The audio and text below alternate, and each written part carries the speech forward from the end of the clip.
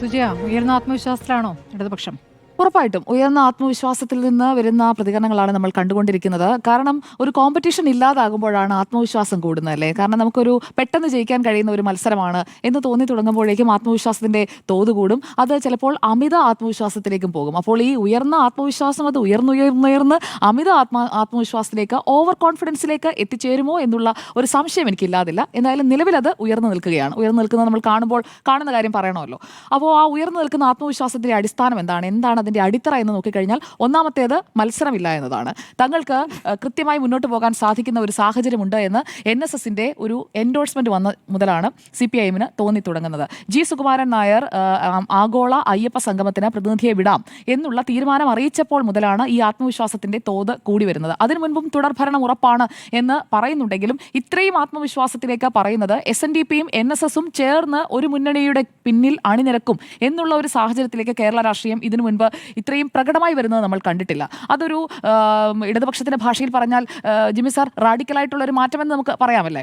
അപ്പോൾ അങ്ങനെ റാഡിക്കലായ ഈ രണ്ട് കൂട്ടരെയും കൂടെ ഒന്നിച്ച് ഞങ്ങളുടെ കൂടെ നിർത്തി ഞങ്ങൾ മുന്നോട്ട് പോകുന്നു എന്ന് പറയുന്നത് ആ ഒരു പ്രത്യയശാസ്ത്രത്തിന്റെ കെട്ടുകളെല്ലാം പൊട്ടിച്ച്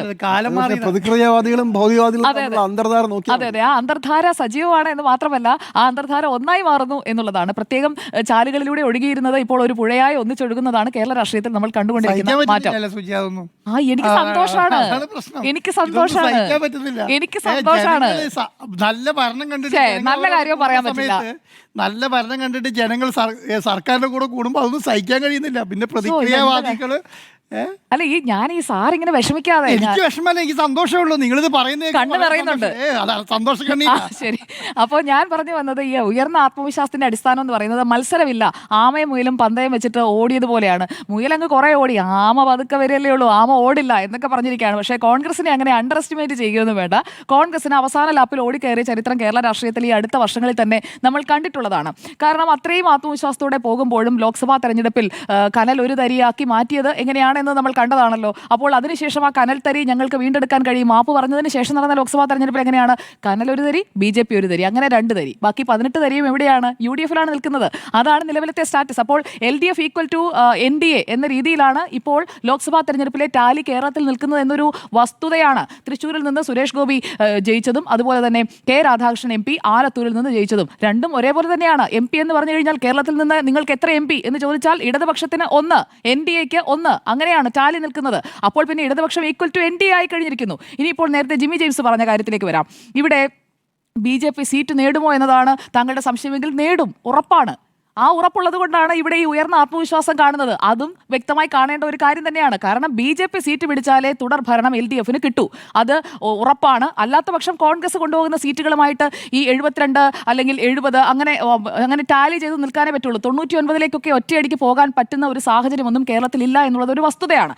അപ്പോൾ ആത്മവിശ്വാസം വേണം. ആ ആത്മവിശ്വാസം ഇപ്പുറത്ത് BJP വോട്ടുകൾ പിടിക്കും എന്നുള്ള ഒരു ആത്മവിശ്വാസം കൂടി ചേരുമ്പോഴാണ് എന്നുള്ളതാണ് വസ്തുത. 6 സീറ്റുകളിൽ കഴിഞ്ഞ തവണ BJP 2ാം സ്ഥാനത്തുള്ള 6 സീറ്റുകളിൽ 1ാം സ്ഥാനത്ത് CPM ആണ്. CPM-ന്റെ കയ്യിലുള്ള 99-ൽ നിന്ന് 6 പോയാലും അവർക്ക് കേവല ഭൂരിപക്ഷത്തിന് മുകളിൽ നിൽക്കാൻ കഴിയും. ബാക്കി നിങ്ങളപ്പോൾ ക്രോസ് വോട്ട് ചെയ്യണം. ക്രോസ് വോട്ട് ചെയ്യേണ്ട കാര്യം എന്താ? ഞങ്ങൾക്ക് അതിന്റെ ആവശ്യമില്ല. ഞങ്ങൾക്കെന്ന് പറഞ്ഞാൽ BJP-ക്ക് അതിന്റെ ആവശ്യമില്ല. അപ്പോൾ ഉയർന്ന അങ്ങനെയൊന്നല്ല, ഞാൻ എപ്പോഴും സത്യമാണ് പറയുന്നത്.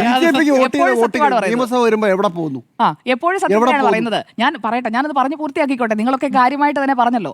അപ്പോൾ ഇവിടെ ഈ സാറിന്റെ ആത്മവിശ്വാസം നല്ലതാണ്. കാരണം ആ ആത്മവിശ്വാസത്തിന്റെ അടിസ്ഥാനം ഇപ്പുറത്ത് BJP ഇത്ര സീറ്റുകൾ നേടും, അവിടെ UDF-ന് നിലനിർത്താൻ കഴിയില്ല, കോൺഗ്രസിന് നിലനിർത്താൻ കഴിയില്ല എന്നതുകൂടി മുൻനിർത്തിക്കൊണ്ട് തന്നെയാണ് ഇടതുപക്ഷത്തിന് 99-ലേക്ക് BJP-ക്ക് രക്ഷയുള്ളൂ പറയല്ലേ. കോൺഗ്രസ് മുക്ത ഭാരതത്തിലൂടെയല്ലേ ഇന്ത്യയിൽ ഇപ്പോൾ 3ാം ടൈമിലേക്ക് എത്തിയിരിക്കുന്നത്. അല്ലാതെ അല്ല, ഇത് പറയുന്നത് ബാക്കി വോട്ട് മുഴുവൻ BJP-യുടെ അങ്ങനെയല്ല. ഞാൻ പറയാം, ഞാൻ എന്റെ ടേണല്ലേ, ഞാനൊന്ന് പൂർത്തിയാക്കിക്കോട്ടെ. ഈ CPM-ന്റെ മാഡം എന്റെ സമയമാണ്, കുറച്ച് സമയം കൊടുത്തിട്ടുണ്ട്.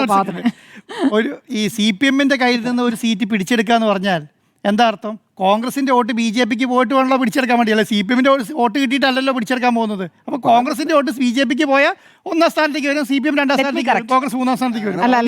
നിലവിൽ പാർലമെന്റ് തെരഞ്ഞെടുപ്പിലെ കണക്ക് താങ്കളൊന്ന് എടുത്തു നോക്കി കഴിഞ്ഞിട്ടുണ്ടെങ്കിൽ 11 സീറ്റുകളിൽ, നിയമസഭാ സീറ്റുകളിൽ BJP മുന്നിലെത്തിയിരിക്കുന്നത് എല്ലാം LDF-ന്റെ സിറ്റിംഗ് സീറ്റുകളാണ്. കാരണം LDF-നാണല്ലോ 99 സീറ്റുകളുള്ളത്. അതിൽ നിന്നേ BJP-ക്ക് പിടിക്കാൻ പറ്റും. അല്ലാതെ അപ്പുറത്തുള്ള നാമമാത്രമായ സീറ്റിൽ നിന്ന് പിടിച്ചിട്ട് എന്ത് ചെയ്യാനാണ്? അപ്പോൾ ഇടതുപക്ഷത്തിന്റെ സീറ്റ് തന്നെ പിടിക്കും, അതിലൊരു സംശയവുമില്ല. അപ്പോൾ ഇടതുപക്ഷത്തിന്റെ സീറ്റുകൾ BJP-യിലേക്ക് വരുമ്പോൾ കോൺഗ്രസ് കോൺഗ്രസിന് ഉള്ള സീറ്റുകൾ നഷ്ടപ്പെടുത്തി അത് LDF-ലേക്ക് വരണം. അങ്ങനെ വരണമെന്നുണ്ടെങ്കിൽ എന്ത് സംഭവിക്കണം? അവിടെയും BJP കരുത്ത് കാട്ടണം, BDJS കരുത്ത് കാട്ടണം, NDA സംവിധാനം കരുത്ത് കാട്ടണം. എന്നാൽ മാത്രമേ കോൺഗ്രസിന്റെ കയ്യിലുള്ള സീറ്റെണ്ണം വീണ്ടും കുറയ്ക്കാൻ പറ്റുകയുള്ളൂ. അല്ല എങ്കിൽ തങ്ങളുടെ കൈവശമുള്ള 80+ സീറ്റുകളെങ്കിലും നിലനിർത്താൻ LDF-ന് കഴിയണം. ഞാൻ മനസ്സിലാക്കുന്നത് ഒരു 50 സീറ്റ് ഇപ്പോൾ നിലവിലത്തെ സാഹചര്യത്തിൽ ഇന്ന് വോട്ടെടുപ്പ് നടക്കുകയാണെങ്കിൽ 50 സീറ്റുകൾ LDF-ന്റെ ഷുവർ ബെറ്റാണ്.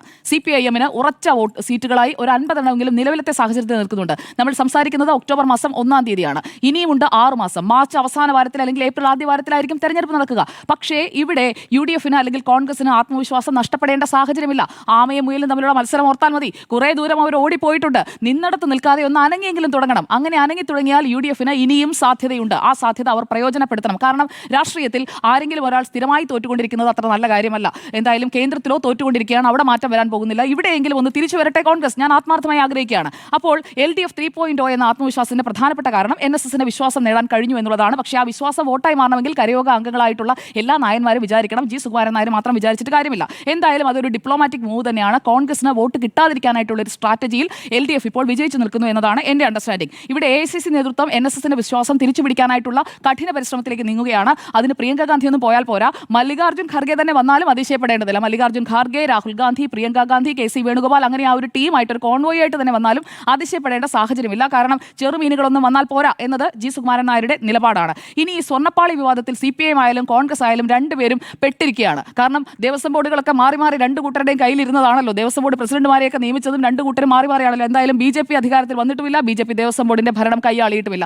അപ്പോൾ ഈ സ്വർണ്ണപ്പാളി മാത്രമല്ല, അവിടെ നിന്ന് കൊണ്ടുപോയതിനും കണക്കില്ല, സ്വർണ്ണമാണോ കൊണ്ടുപോയതെന്ന് അറിയില്ല. അപ്പോൾ ഇതിനൊക്കെ കണക്ക് പറയേണ്ടി വരും. അതൊക്കെ കേട്ടിട്ടേ ഹിന്ദു വോട്ട് ചെയ്യുകയുള്ളൂ. അല്ലാതെ ഹിന്ദു സമൂഹത്തിന്റെ വോട്ട് ഒന്നാകെ ഇങ്ങോട്ട് വരുമെന്ന് ആരും പ്രതീക്ഷിക്കേണ്ട. കോടതിയിൽ തന്നെയാണ് ആ വിശ്വാസം നിൽക്കുന്നത്. അപ്പോൾ കെയർലെസ് ആയിട്ടാണ് ദേവസ്വം ബോർഡുകൾ കൈകാര്യം ചെയ്തിരുന്ന ശബരിമല വിഷയം എന്നുള്ളത് വ്യക്തമാണ്. ഇനി BJP-യുടെ സ്റ്റാൻഡ് എന്നാണ്. BJP ഹിന്ദു സമൂഹത്തിന്റെ ഒപ്പമാണ് എന്ന് ദേശീയ തലത്തിൽ തന്നെ എടുത്തിരിക്കുന്ന നിലപാടാണ്. ക്ഷേത്രങ്ങളുടെ കാര്യത്തിൽ പ്രത്യേകിച്ചും, ആചാരങ്ങളുടെ കാര്യത്തിൽ പ്രത്യേകിച്ചും. അപ്പോൾ ആ വിശ്വാസം നിലനിർത്തി തന്നെ മുന്നോട്ട് പോകും. അവിടെ ആർക്കും ഒരു പ്രൊപ്പഗാൻഡ ഉണ്ടാക്കേണ്ട ആവശ്യമില്ല. ഇനി പബ്ലിക് മൂഡ് എന്തായിരിക്കും മാർച്ച് ആകുമ്പോഴേക്കും? നമ്മൾ കണ്ടതാണ്, കോവിഡൊക്കെ വന്നപ്പോൾ എന്ത് പെട്ടെന്നാണ് ആന്റി ഇൻകംബൻസി ഉണ്ടായിരുന്ന സ്ഥലങ്ങളിൽ പോലും അത് മാറി മറിഞ്ഞത് തുടർ ഭരണത്തിലേക്ക് പോയത്. ആൻഡോ സർ പറഞ്ഞ ആ പോയിന്റിനോട് ഞാൻ എഗ്രി ചെയ്യുകയാണ്. കാരണം പബ്ലിക് മൂഡ്, പബ്ലിക് സെന്റിമെന്റ് അത് ഇപ്പോഴത്തെ സാഹചര്യത്തിൽ ഇടതുപക്ഷത്തിന് അനുകൂലമായും കുറേ ഭാഗങ്ങളിൽ കിടക്കുന്നുണ്ട്. പക്ഷേ അണ്ടർലൈങ് ഫാക്ടേഴ്സ് എന്ന് പറയുന്ന അടിയൊഴുക്കുകൾ ഉണ്ടാക്കാൻ ഉള്ള ഓപ്ഷൻസ് ഇവിടെ കോൺഗ്രസിന് നിൽക്കുന്നുമുണ്ട്. കാരണം കൃത്യമായി എക്സ്പോസ് ചെയ്യണമെന്നേ. ഇവരിങ്ങനെ ഹൈഡ് ചെയ്ത് മൂടി വെച്ചിരിക്കുന്നതൊക്കെ പുറത്തു കൊണ്ടുവരണം. അതിന് അവസാനം പോയിട്ട് ചുമ്മാ ഇങ്ങനെ പുറത്ത് കളച്ചാൽ പോരാ, അടിയിൽ നിന്ന് മാന്തിയെടുക്കണം. ഇത്രയും കാലം ചെയ്തു വെച്ചത് എന്തൊക്കെയാണ്? ഈ സ്വർണ്ണപ്പാളി അടക്കം എന്തുകൊണ്ട് ഇവർക്ക് ഇടപെടാൻ കഴിയുന്നില്ല? എത്ര നല്ല വിഷയമാണ്. ഈ വിഷയത്തിൽ എന്തുകൊണ്ട് കോൺഗ്രസ് ഇറങ്ങുന്നില്ല? അപ്പോൾ ഞങ്ങളും പിടിക്കപ്പെടുമെന്നുള്ള ടെൻഷൻ ഉള്ളതുകൊണ്ടല്ലേ? അല്ലായെങ്കിൽ ഇറങ്ങണമെന്ന് ഈ വിഷയത്തിൽ ഇറങ്ങുന്നില്ല. കോൺഗ്രസിന് ക്ഷീണം ഉണ്ടാകാതെ നോക്കണം എന്നുണ്ടെങ്കിൽ ഈ കാര്യത്തിൽ ഇനിയും പണിയെടുത്തേ പറ്റൂ. അതുപോലെ യൂത്ത് കോൺഗ്രസിനൊക്കെ ഒരു അധ്യക്ഷനെയൊക്കെ കൊണ്ടുവന്ന് സമരങ്ങളിലൂടെ ഒക്കെ ഇനിയുള്ള കാലത്ത് കൊണ്ടുപോകണം. ഇതുവരെ അധ്യക്ഷനെ പോലെ നിയമിക്കാൻ തീരുമാനിക്കാൻ കഴിഞ്ഞിട്ടില്ല. അപ്പോൾ മൂന്നാമതും ഇടത് സർക്കാർ വരുമെന്ന ആത്മവിശ്വാസത്തിന്റെ അടിസ്ഥാനം ഇപ്പുറത്ത് പണിയെടുക്കാതിരിക്കുന്ന മത്സരാർത്ഥിയാണ് ഉള്ളത് എന്നതുകൊണ്ട് മാത്രമാണ്. അപ്പോൾ അവർ പണിയെടുത്ത് തുടങ്ങിയിട്ടുണ്ടെങ്കിൽ ഈ ആത്മവിശ്വാസത്തിന്റെ തോത് താഴും. പക്ഷേ നന്നായി പണിയെടുക്കേണ്ടി വരും, നന്നായി വിയർത്ത് പണിയെടുക്കേണ്ടി വരും. AC മുറിയിലിരുന്ന് കമന്റ് ഇട്ടതുകൊണ്ടും ചോദ്യങ്ങൾ ചോദിച്ചുകൊണ്ടും മാത്രം കാര്യമില്ല.